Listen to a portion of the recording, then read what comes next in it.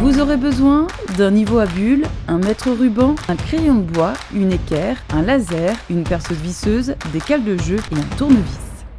Commencez par déballer le bloc-porte.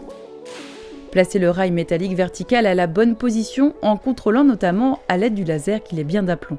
Préparez ensuite le rail métallique à placer sur la traverse haute du bloc-porte.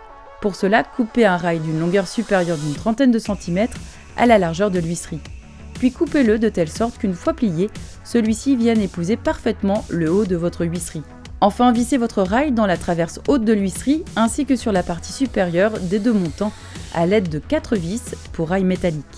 Les montants et traverses de l'huisserie sont usinés avec une rainure au centre pour faciliter le positionnement du rail.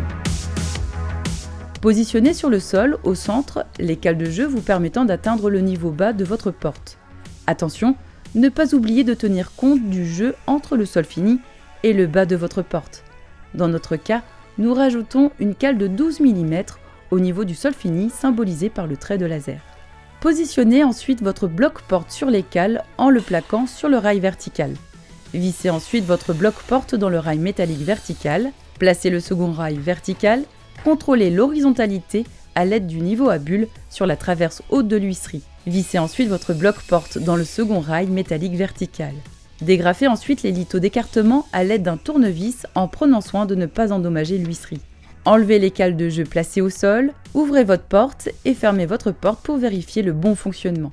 Fixez les plaques de plâtre autour du bloc-porte. Enfin, dégrafez les cales de jeu vertes soigneusement à l'aide d'un tournevis.